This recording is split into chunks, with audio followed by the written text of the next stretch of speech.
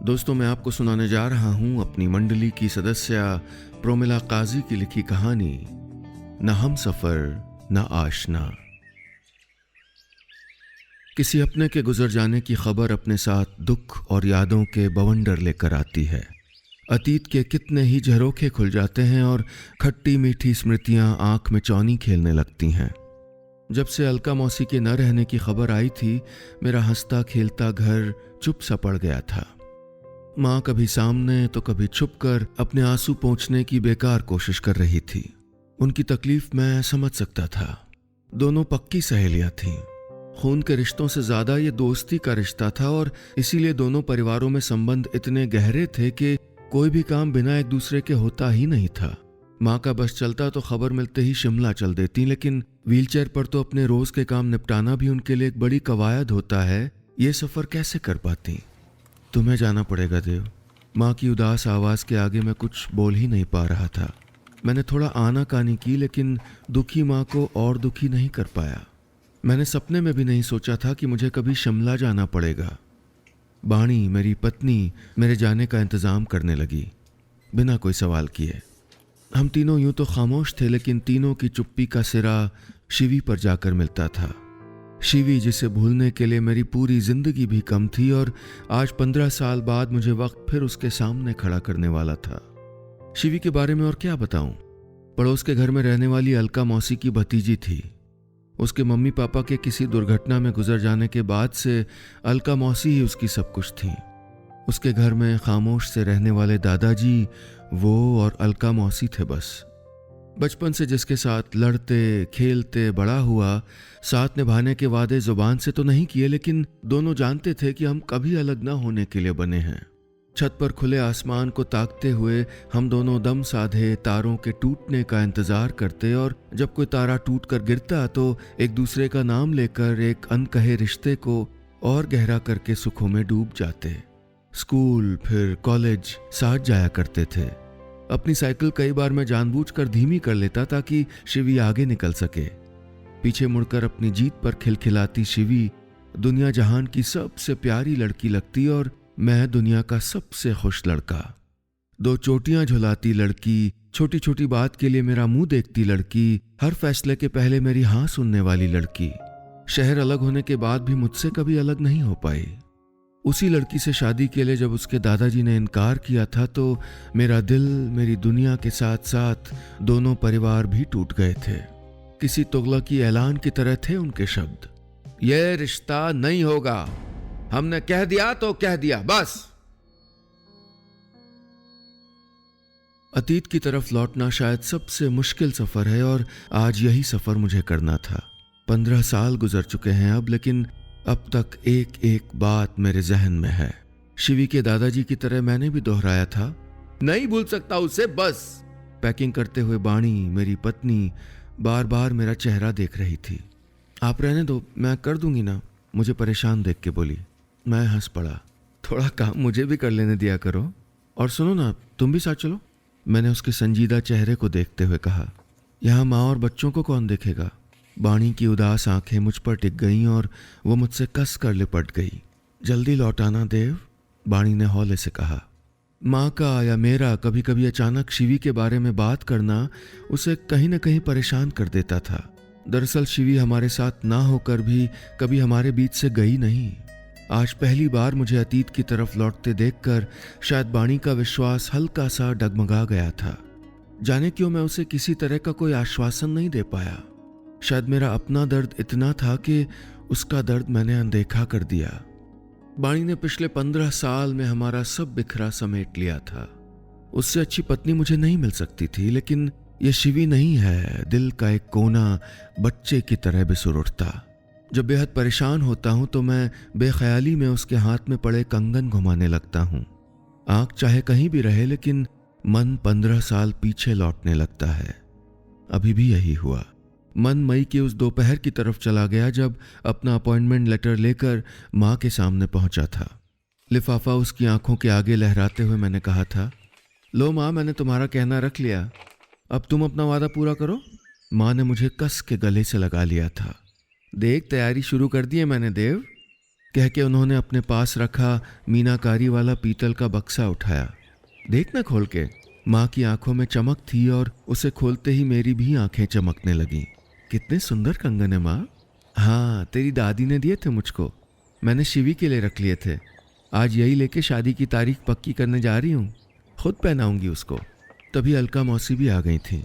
मुझे गले लगाकर खूब आशीर्वाद दिए, फिर हंसते हुए बोली, तुम भी आ जाओ अपनी माँ के साथ। पर माँ बड़े लाड से बोली, ना, आज इसे नहीं ले जाऊंगी। ज़्यादा खुशी में बात ही ना बिगाड़ दे। दिन भर हमारे आंगन में गुलमोहर के फूल झड़ते रहे थे। आने वाले सपनों की परछाई हम दोनों के चेहरों पर साफ दिख रही थी। दोस्तों, उम्मीद है आपको कहानी पसंद आ रही होगी। और हाँ, अगर अपनी बात मुझ तक पहुंचाना चाहते हैं तो फेसबुक या इंस्टाग्राम पर हमारे ऑफिशियल पेज पर आइए, यूट्यूब पर हमारे ऑफिशियल चैनल पर आइए। तीनों जगह आप टाइप करिएगा नीलेश मिश्रा, NEELESHMISRA। साथ में वेरिफिकेशन का ब्लू टिक भी मिलेगा, जिससे आप जान पाएंगे कि यही असली पेज या चैनल है। और हाँ, अगर आप ट्विटर पर हैं तो मेरा हैंडल है नीलेश मिश्रा। उस पर भी आपको वेरिफिकेशन का ब्लू टिक मिलेगा, ताकि आप सही पते पर आएं। चलिए आगे बढ़ाता हूं कहानी। अपनी खुशियों में हम जब सबसे ज़्यादा बेखबर होते हैं, यही वक्त होता है जहां किस्मत आकर दुनिया बदल देती है। उस शाम माँ खुशी खुशी अपने बेटे का रिश्ता लेकर अलका मौसी के घर गई थी। दादाजी के आगे मिठाई का डब्बा रखते हुए बोली, बच्चे अब बड़े हो गए हैं, आप कोई तारीख पक्की करके दोनों को आशीर्वाद दे दीजिए। दादाजी खामोश बैठे रहे, फिर अचानक खड़े होकर माँ की तरफ पीठ करके बोले, ये रिश्ता नहीं होगा। माँ और मौसी को यकीन ही नहीं हुआ था। जब अलका मौसी ने कुछ कहने की कोशिश की तो दादाजी ने उनकी तरफ कड़ी नजरों से देखा। मौसी सकपका गई थीं और दादाजी ने अपना ऐलानी फैसला ना में सुना दिया था। माँ अपमानित होकर लौट आई थी। मौसी ने उसके बाद कई बार कितनी ही कोशिशें कर डाली, लेकिन दादाजी टस से मस नहीं हुए। उन्होंने शिवी को भी उनके पास भेजा था कि शायद वो ही मना ले अपने दादा को। शिवी बेटा, डरना मत, पूछो जाके ना वो क्यों नहीं चाहते कि ये शादी हो। और उनसे बात करके शिवी जब बाहर आई तो बहुत गुमसुम सी थी और तीसरे दिन उसने खुद ही शादी से इनकार कर दिया। हम में से कोई भी कुछ नहीं कर पाया। मैंने कई बार शिवी से बात करने की कोशिश की, लेकिन उसने मुझसे मिलने से ही मना कर दिया। गुस्से और अपमान से मैं तिलमिला गया था। 2 महीने के भीतर माँ ने मेरा रिश्ता बाणी से कर दिया। मैं सभी से इतना नाराज था कि शादी होते ही मैंने भी शिमला का घर बंद कर दिया और दिल्ली आ गया। कितनी रातों को मैं प्रेत की तरह बाणी के हाथों में चमकते खनकते कंगन अंधेरे में देखता और सुनता रहता। माँ और अलका बुआ कभी कभी फोन पर बात कर लेते थे। अलका बुआ ने ही माँ को शिवी की शादी के बारे में बताया था और माँ जी कड़ा करके शादी में गई भी थी। वापस आकर ना उन्होंने कुछ बताया और ना ही मैंने कुछ पूछा। आज अलका बुआ के जाने से जुड़े रहने की आखिरी कड़ी भी टूट गई थी। आराम से जाना और पहुंचते ही फोन करना। माँ की आवाज़ से मैं वर्तमान में लौट आया। पैर छूने झुका तो मेरे सर पर उनका हाथ कांप रहा था। बच्चे अभी सो रहे थे। कमरे में जाकर सोते में उनके गाल चूमकर मैं निकल पड़ा। गाड़ी में मैं अकेला नहीं था। 15 साल पहले दफन सारी यादें जिंदा होकर साथ बैठकर बेइंतहा शोर कर रही थीं। शहर अपना था, मेरे अंदर बसता था, लेकिन आज लग रहा था कि मैं इसको नहीं जानता। कोई ऐसा हिल स्टेशन नहीं बचा जहां मैं बाणी को लेकर गया नहीं, लेकिन ये प्राणों को तर कर देने वाली हवा मुझे कहीं नहीं मिली। इसकी खुशबू मुझे शिवी के पास पहुंचा देती थी, इसीलिए मैं वापस शिमला कभी लौटना ही नहीं चाहता था। शाम होने लगी थी। उस घर के सामने गाड़ी रोककर 2 मिनट खामोश बैठा रहा। अपने और शिवी के साथ के कितने ही पल एक फिल्म की तरह सामने से गुजर गए। मेरी आंखें अनचाहे ही भीग गईं। अलका बुआ नहीं रहीं, इस बात का एहसास उन 2 मिनटों में बड़ी शिद्दत से हुआ। एक गहरी सांस लेकर मैं खुले गेट के अंदर आ गया। आंगन सफेद तिरपाल से ढका था। ठंड बढ़ रही थी, इसलिए सब अंदर ही बैठे थे। मैंने जूता खोला और अंदर आकर सबकी तरफ हाथ जोड़ दिए। कुछ कुछ चेहरे पहचाने से लगे। कुछ को पहचानने की कोशिश करता मैं अपनी कहानी के खलनायक के सामने था। शिवी के दादाजी, अलका मौसी के भाई। वो आराम कुर्सी पर टेक लगाकर आंखें बंद करके लेटे थे। मेरे पांव छूने से उनकी आंख खुल गई।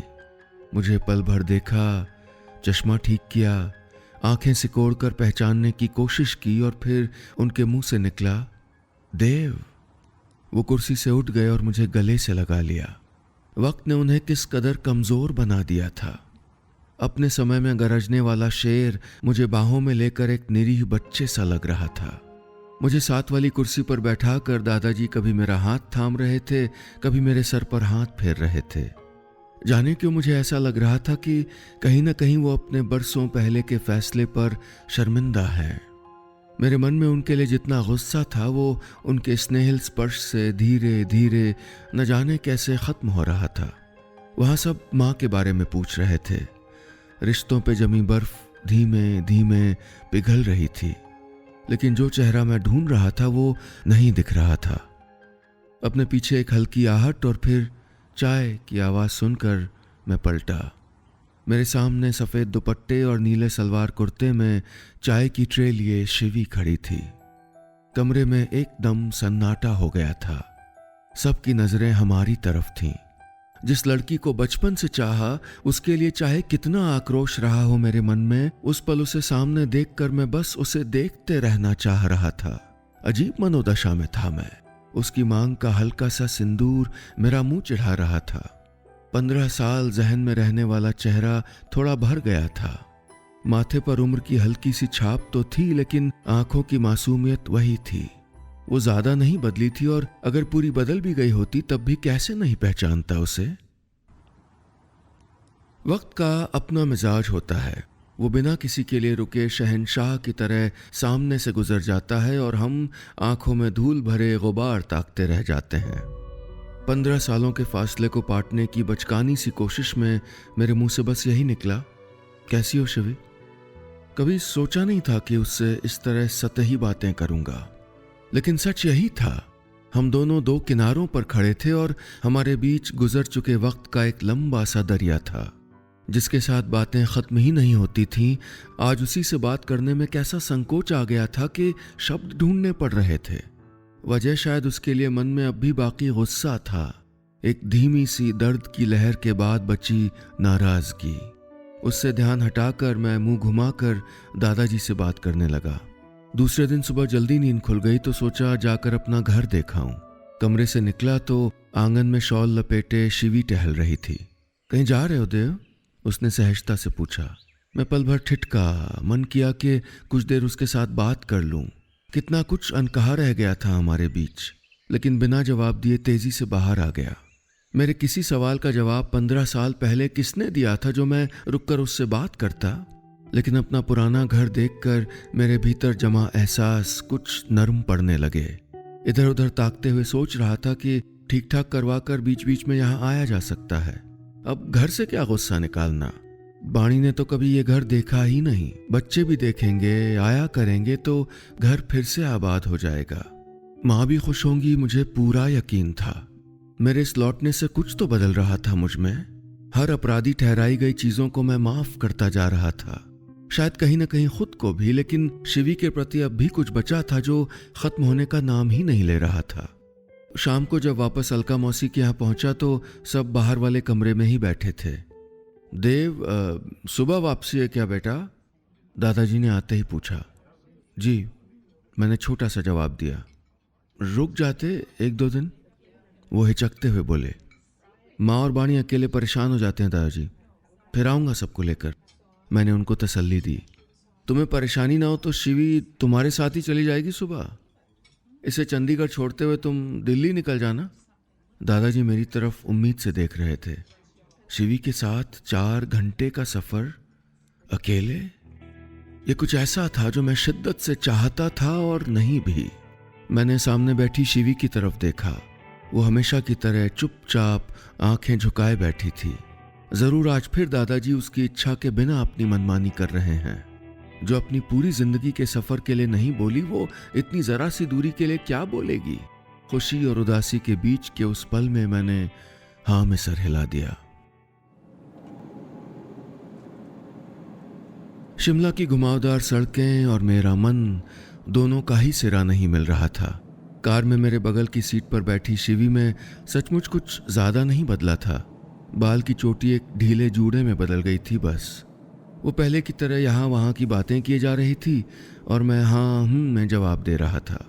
उसने म्यूज़िक सिस्टम का पावर ऑन कर दिया और वहाँ रखी सीडीज़ में से एक लगा दी। एक सौंधी आवाज़ कार में फैल गई। वो हम सफ़र था मगर उससे हम नवाई न थी कि धूप छाँव का आलम रहा जुदाई न थी। तुम्हारी पसंद बदल गई है? गज़लें सुनते हो? उसने मुझको देखते हुए कहा। अब कुछ नहीं सुनता, बस खरीद के रख लेता हूँ, मैंने रुखाई से जवाब दिया। अब तक नाराज़ हो देव? उसने हौले से पूछा। मैं खामोश रहा। वो बोली, तुम्हें मेरा साथ आना अच्छा नहीं लग रहा ना? तुम्हारा मेरे साथ ना आना अच्छा नहीं लगा था शिवी। न चाहते हुए भी मेरे मुंह से निकल ही गया।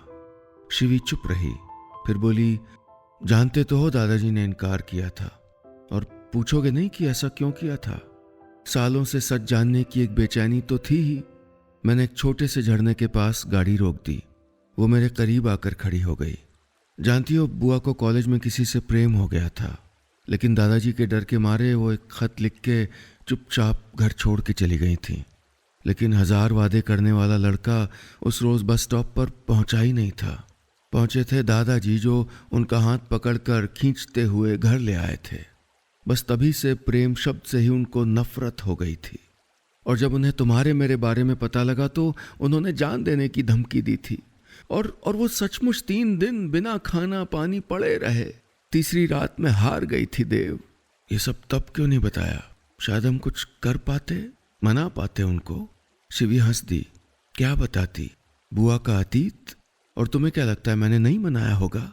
मैं शिवी की तरफ देख रहा था कि दर्द का कोई निशान बाकी हो, पर नहीं।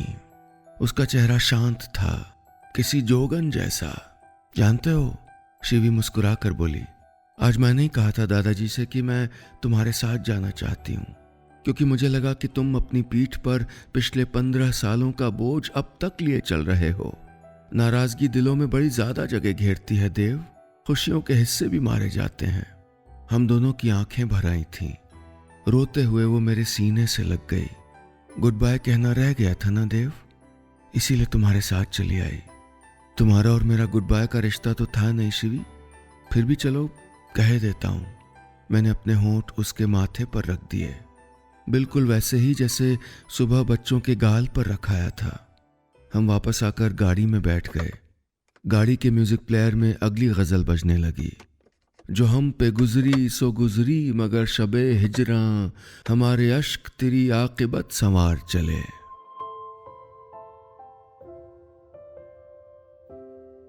बस इतनी सी थी ये कहानी।